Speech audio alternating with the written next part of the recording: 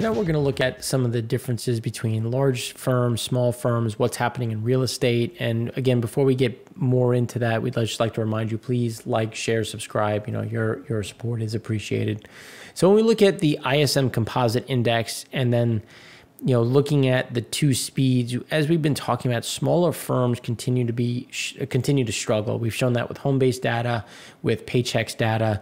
You know, the small firms are just continuing to see their revenues decline, hours worked decline, and, you know, shutting their doors permanently. Where large firms are seeing a bit more of the opposite, where they're getting more.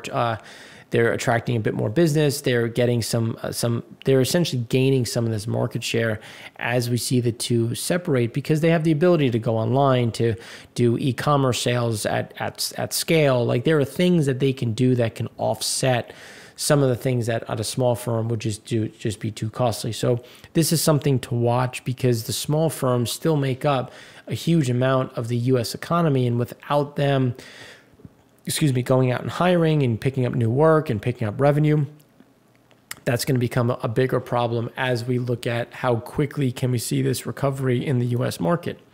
Now, this is something that we talked about in the article and previously. I just wanted to reiterate, just looking at how expensive education is. In the previous segment, we talked about how people just aren't essentially paying for their student loans. And here you can see that on average, going to university in the US is 51% costlier compared with 2 decades ago after adjusting for inflation. So we're just seeing the cost just explode higher just in general. And it's when we look at tuition and fees, dorms, board, all of this is just making it more and more expensive, and is just driving up that cost that we keep talking about. That is, again, just a drain on savings, on earnings, and just how much discretionary capital is available, which is why essentially people have stopped paying, with now 49% of the people delinquent on their student loans, which is going to become a bigger problem as we go through the remainder of the year. And then as we look at the ISM services prices going up higher, you can see the core PCE is, you know, should start to move up as well on a year-over-year level. It's just we're seeing some of this pain right now, and we're seeing some of this bifurcation, and it's only going to get tighter, because we're not, you know, the prices continue to go up. There's only so much you can pass through. And the core PCE is just really going to the right at this point, and we're not seeing a lot of that gap closing, which is going to become, I think, a bigger problem in general to get people to part with some of their savings and some of their discretionary income, just given the concerns that remain in the market. And this is looking at just the small business optimism index. Now, this index tends to swing more Republican. So you can look at when Trump won, you had a big spike, and then as Biden won, you saw the move come down. So again, there's some of that has to be scrubbed out a bit. But when you start layering in hours worked, you know, doors open, hours working, like, clearly there is a bigger concern, especially when we look at the Paychex data. And Paychex is just, what are you paying your employees? And do you plan on paying them more or less in the future, just given who you've hired? And it's all going the wrong direction, which is, again, going to pull this even lower. And when we look at the break-evens and the yields that we continue to see, so the U.S. 10-year break-even, which, you know, obviously is adjusted today, given commentary from Powell, but you're seeing just the spread that has to close, or that should close at some point. And obviously you can see from 2012 to 2013, it lasted for you know, over a year. So it's not to say that this has to close immediately, but they should start to work closer together. And that's one of the reasons why we continue to talk about that 10-year bond yield starting to creep higher and really starting to push really past those highs that we saw. And if you just think about where we sit, for us, it's going to be closer to a June, July event that we'll start to see that 10-year start to close that gap. And this is one of the components when we look at the interest rate corridor on the interbank, you know, repo rates in January, and you can just see kind of where things are going on when we look at for this in general, you're seeing that you had a little bit of a spike, move lower, and the excess reserves of interest. And we're going to talk about the repo side. This is looking at we're going to look at the U.S. and China and try to understand what is happening in terms of volume of availability of T-bills. We're going to touch on SHIBOR later, and then we're going to continue to look at what is happening with the repo rates within the U.S.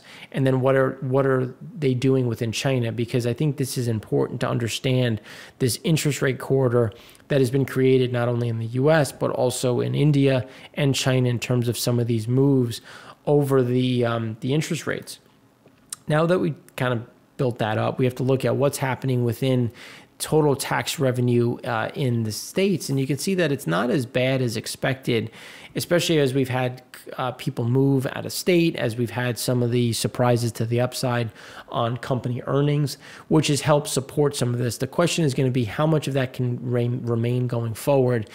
And that's where we start to see some of this long-term issues as these states have been struggling to pay their share of the unemployment, benefits. And this is going to become a overarching problem when we think about the growth going forward or the stimulus that can remain.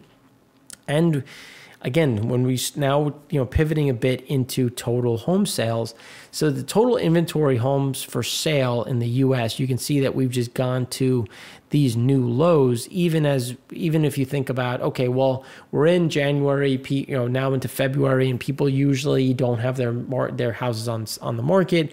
Will we see an influx in supply? And the answer is yes, but we're not going to see the same level just given the steady move down of general supply available. And will there be enough people on the back end that are going to want to buy these homes? Which is why when we look at the estimated net out migration from urban neighborhoods. So just look at the movement throughout 2020 that have already moved out of urban neighborhoods. So we've had everybody move out of urban neighborhoods, purchase those homes. Is there a next wave? And this is where we get concerned, is the answer is no. There's going to be a next wave. There's always another wave.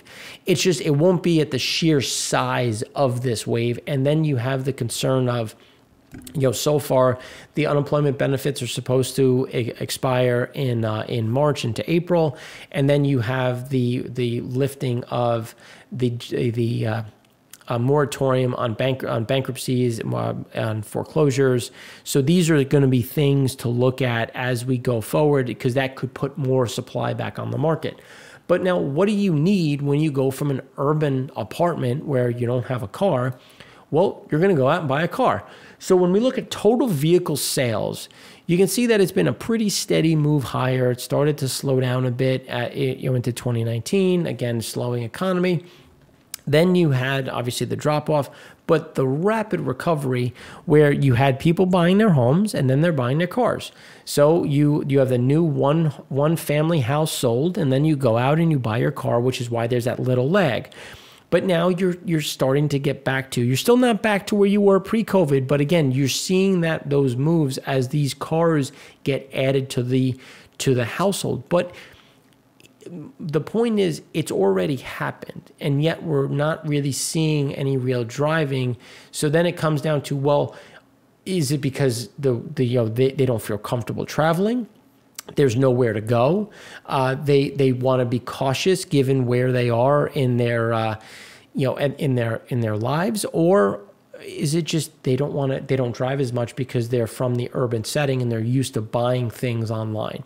And what is the buying habits going to do? And those are the questions that we try to answer week in, week out, and try to project forward. But that's going to be the overarching theme of how are we going to see this translate into gasoline data? And then when we look at, well, what type of car is being sold? Well, clearly it's trucks. People like to sit high. People like trucks. So you also have that the lack of gas mileage, where MPG, miles per gallon, has gotten better in light trucks. If you got an F-150 or a Ford Explorer or something of that level back in 2010 or in some of the others, you were looking at 10, 12 miles to the gallon. Now you're getting anywhere from 20 to 24, depending on the vehicle. Some of them are now hybrid, like you can get a Highlander hybrid and some of these, CRV hybrids. So there's a certain amount that's coming in, but again, these are still on average going to consume more gasoline than others. And this is something that has happened since 2015 with no end in sight in terms of what that preference is going to be. So this is also going to be a net positive for gasoline demand on the longer term. But again, it's going to come down to how many miles are these individuals going to put on their cars. And when we think about, well, what is going to happen before we go deeper into the real estate side? Well, I said that there's going to be a shortage or foreclosures or some of these things happening. Well, on-time rent payments month end. So during the pandemic, you can see that 93.2% of the people have been, the rent payment tracker of who's on time, who isn't. And so you can see that there is about over 2% of the people that are no longer on time during their payments. So what does that mean? Well, according to Moody's Analytics, U.S. renters owe some $57 billion in back rent with a typical balance of $5,600 plus fees for late payments. Lifting the eviction moratorium is going to cause that pain because do people have the money to pay those late fees? Because when you see the pandemic issues in terms of what you're paying late, a lot of times, like if you didn't pay in July, are you going to make up in August? And that's why it compounds on itself, which is why we've gotten to this level of 5,600, because you might say, well, that's way above the national average for rent. So how do you have that? It's because we're talking about multiple months that people haven't paid. And if you look at the jobs data, the unemployment data, are there, and savings data that we covered last week, will there be enough money to cover this back payment? Or are we going to see an inflow of single unit homes, apartments hitting the market as that moratorium goes away? And again, putting new supply back onto the market in general. Now, when we look at the refinancing setup, here you can see just where have the mortgages been going, because we see the mortgage data on a regular basis. So when you look at the no cash out refinance, you can see just the percentage that has been happening, in terms of just what are the refis, the total in general, obviously through a roof. Cash out refis, this where you're taking some of that cash back out, and then the purchase loan. So based on the optimal blue data here, so we expect November, December, and January refi counts to remain near their current levels. So when we're looking at this data set from the AEI Housing Center, you can see just the amount of just activity that's happened that is well above any time that has happened, driven based on why wouldn't you try to lock in the lowest rates? I know that's still something on my to-do list, which I should be doing sooner rather than later, given where rates are starting to trend. But then when we look at the FHA share of purchase loans, you can see just how elevated it is. And what does that mean? So especially for FHA and VA and their lenders, further tighten lending standards for borrowers with lower credit scores. So this is what we've been talking about on this bifurcation, where this credit tightening is a little bit different, where you're seeing people demand or financiers demand the best credit score, 760 or better, to get those optimal rates, to see the most activity. And that's why are you going to loosen your standards to reduce the credit score you'll allow? What is that happening in general in terms of trying to get more activity? Because that next wave, now that we've had a lot of the wealthier individuals moving from the urban setting, with the down payment, with cash in the bank, with the down payment, with some of the availability, are they going to have the capacity, or is there more of them to keep the good times going? Or will there be a slowdown because there's just not as many? Or will they start to loosen their standards to reduce the either how much you're willing to put down, the credit worthiness, to keep people in the housing market moving? And then when we look at the FTB purchase loan credit tightening slows, like this is the thing where first-time buyers, the MRI, continued to decrease, led by the FHA, although FHA's first-time buyer MRI is still high at 26.4% in October, which is down 1.2% from a year earlier. Why this change is encouraging: the agencies should do more to protect first-time buyers from overextending themselves during heightened economic uncertainty. So there's still tightness in the market in terms of what are you willing to lend out if you're a first-time home buyer, what kind of collateral do you have, and it's gotten a little bit better, but again, there's still some concern, which is driven based on what is the balance sheet of the bank, how much of their bad debt expenses is out there, which is going to keep some of this concern in the market. And then the Fed's monetary policy, obviously, you can see the 30-year fixed rate mortgage down through a floor, slight pop as we've seen the 10-year, 30-year, that the top end of the range, or I should say the back end of the curve, the back end of the curve getting steeper. And then you can see here the rate, the year-over-year rate of HPA continues to drive higher with their expectations of additional price appreciation, even though we've seen a lot of this acceleration in the market already.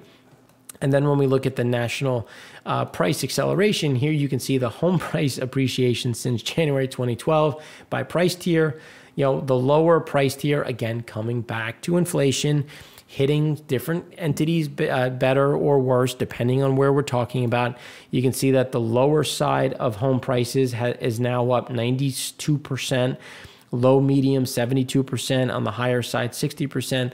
So overall, obviously, everything is up and to the right, but that lower side, again, that lower end of the range is the one that's driving a large part of this gain. And this is the overarching problem of affordability in America, social mobility, because as these low price homes get higher, it becomes a bigger and bigger hurdle for individuals and first-time home buyers to enter that market.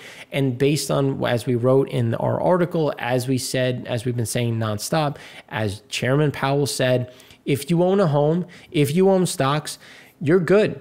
If you don't, well, sorry.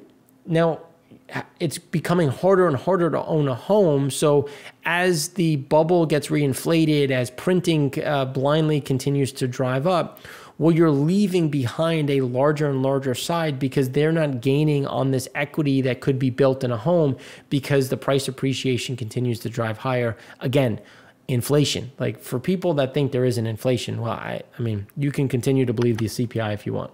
So when we look at the supply is being depleted, this is when we're looking at the different housing levels, and you can see just where 2020 is in general. Density, quintile, nation, LA, New York City, year-over-year change in active listings. You can clearly see that there's activity. Supply has fallen dramatically in 2020 and is most depleted in less dense areas. Not shocking, as people go from urban to suburban, taking up that and depleting that supply quickly. And then, because anybody who's tried to find an apartment in New York City knows that you need to be ready to, well, in pre-COVID, you needed to be ready to pounce instantly that day because there was always supply coming on, demand coming in, so you had to be ready, where houses take more time. Like, there's more, thought process behind it. And here you can see that had to happen quickly, where you had homes going for sale on Monday, sold Monday, Monday morning, sold Monday night, and in some cases the market was so hot they didn't actually hit the market in general, but they were sold before they even hit a listing. But when we look at what does that mean for energy usage and electricity, well, percent of homes using electricity as their main heating fuel, you can see just the growth. So like when there was an article that we read, and we can drop that in if you'd like. So when we look at how is it calculated? So in this section, these data and framework are used to calculate the economic cost of an electrification mandate for new homes. So there's some areas where it's just too costly to heat your home with electricity based on the cost of electricity, but also the amount you have to heat your home, which is why it's not surprising to see the least amount in some of the coldest regions. And then, like, if you think about where things are, as mentioned in the introduction, more than 30 jurisdictions in California, Washington, New York, Massachusetts, and Rhode Island have introduced natural gas bans, electric preferred building codes, and other mandates at requiring or strongly encouraging households to use electric heat. Electric heat is highly inefficient based on where things are, but that's going to increase the demand for electricity in the Northeast because you're seeing more and more electricity being used as heating, even though natural gas is fairly cheap, and obviously that's just not being priced in. So here is where we think those electricity prices are going up, which again, we have a private equity fund trying to go out there and purchase hydro dams, because there is a lot of opportunity to capture some of this market as it gets better. Then when we look at change in new home construction since 1950, you can see where a lot of this growth has been and where a lot of these prices are. So California has seen that movement out of California into Nevada, some of the surrounding areas. Florida, anybody who's been in New York, probably knows at least 5 people that have moved to the Carolinas and Florida.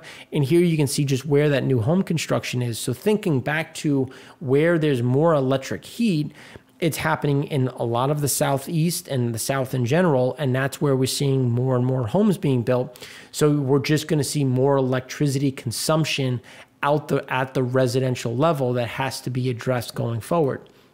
So that's why when we talk about the cost of operating a home, as you see these things going higher, again, cost of operating a home, everyone keeps saying, oh, well, natural gas is down, so it's deflationary. Yeah, but I'm buying electricity to heat my home and my electricity cost is going up. I personally used less electricity last year than the year before, but yet I had my bill go up 27%. So am I the only one? Maybe I am. But again, just looking at this rationally, which is why we've seen the 10-year break-even rate continue to drive higher and keep pushing things further up. And because, again, this inflation is starting to get priced into the market. And then when we think about, well, what are people trying to do to mitigate against this missing out, or this FOMO, if you will? Well, let's look at payment for order flow. So you've had Chuck, Schwab, Robinhood, E-Trade that have seen a huge surge in activity in terms of just people trading. So what do? They sell this flow to companies that then, or hedge funds or other, that can then scalp these trades, try to push these trades through, use this information to better optimize their ETNs or the exchange traded networks. Or in Citadel's perspective, just essentially scalping. So again, you're seeing people selling order flow, and then you see people buying order flow, and they're willing to pay lots of money. Citadel over $1 billion because of, just think, they're not buying this because it's a nice to have data point. It's an input into their algorithms and their high frequency trading to front run you. Just laying it out there. So this is very clear as to what this is happening right now. But when you look at just the amount of activity in the market, because everybody has this desire to not miss out, well, let's go capture that. Now even Colin Kaepernick has a SPAC that is launching. So when we look at US SPACs capital raise, like this is the soup du jour, and everybody is rushing as quickly as possible to find a SPAC. And here, if you look at just Google Trends, people are Googling what is a SPAC, and then they're trying to read something. Maybe they go to Wikipedia, Investopedia.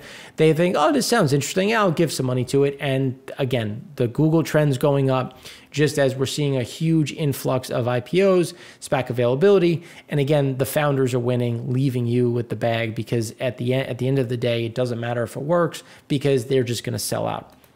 So then when we look at, what are some of the things happening in the U.S. that could maybe, drive some of this going forward, or close some of these gaps of prices paid, some of these inflation offsets? Well, in December, our factory orders were up 1.1% versus 1.7%, which was estimated, which was down slightly from 1.3%.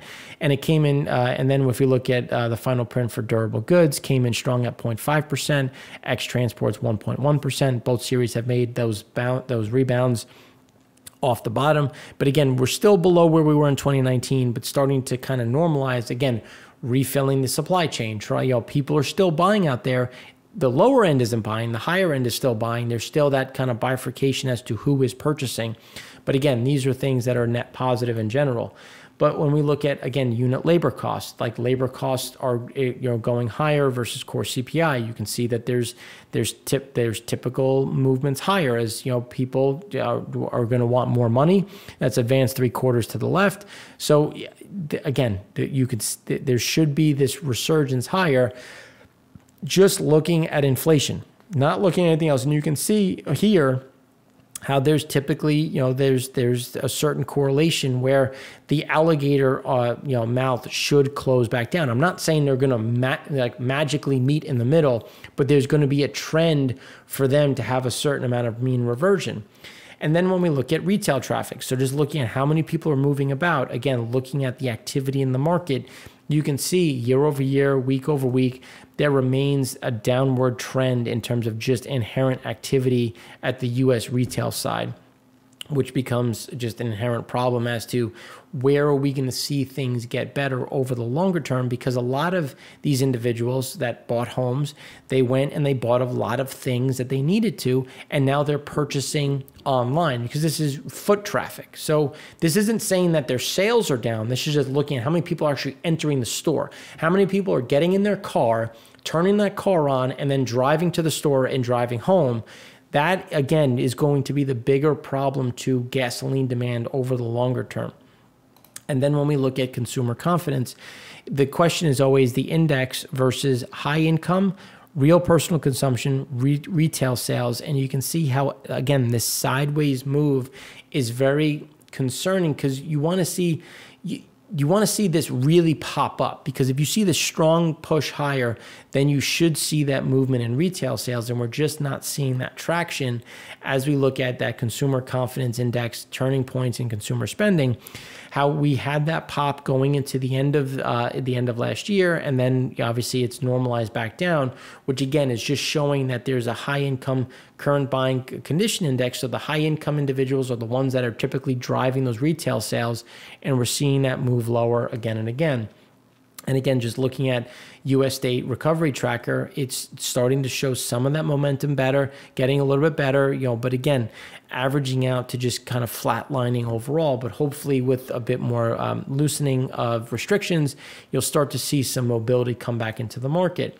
And then US credit and debit card spending at restaurants changed. So I can't beat this to death enough, but delivery services versus quick services, fast casual, casual dining, fine dining. People are still, even though we're seeing an increase in restaurant activity, people are still opting for delivery services. Urban to suburban, those individuals use those services way more. And you can see when obviously there was a COVID spike, but then you had people just kind of settling into that growth level, and that is not changing anytime soon. So then when we look at consumer balance sheets, obviously much stronger as home prices, US ratio of household assets to liabilities, the household is worth more. We just showed you how much more, how it's up near 90% on the low end versus previous times. But unless you sell that home, you're not actually realizing it. You can borrow against it, but you haven't recognized that benefit, and that's going to be that problem as we saw as we went through the financial crisis. And then we look at how people are shying away from credit. You know, auto financing is going down, credit cards are declining, credit and lending is declining because people are either already have what they need or they're trying to reduce their overall debt and taking this time to right size their balance sheet. Again, how willing are you going to go out to get more lending or more debt if you've already worked off to try to pay down a lot of this debt over the time period, just because you're not spending as much at the higher end. You know, lower end, you're spending more than you were, again, impacting, you know, feeling the inflation pinch way more than some of the others, than the higher echelon. So if we break it into 5 quartiles, the top 2 quartiles, things are better than before, really. So here you can see that they're going to be able to pay down debt. They're going to be able to pay down, you know, the extra credit card or, you know, some balance that they didn't want anymore on a home equity line, where you're not seeing that in the lower 3 quartiles as we showed with savings last week. So, and that leads to that delinquency rates, because when we look at credit cards are starting to get delinquent again. You know, people are starting to reach the end of the available savings that they currently had. But then when we look at single family mortgages, so when we look at these different components, we need to appreciate, well, what does that delinquency rate look like over the next 30 days? And those single family mortgages are turning up. Credit cards got a little bit better. But then when we start looking at just where are these shifts going to be in general on just those credit, the single mortgages, the commercial real estate, mortgages and real estate delinquencies starting to get worse ahead of when the moratorium goes away. That, again, as we showed before, the amount of problems that can open up is yet to be seen and can really push more volume onto the market. So now that we've covered a broad swath of real estate and the consumer, in the next segment, we're going to do a deeper dive into Europe and some of the recent data points that have come out over the last few days.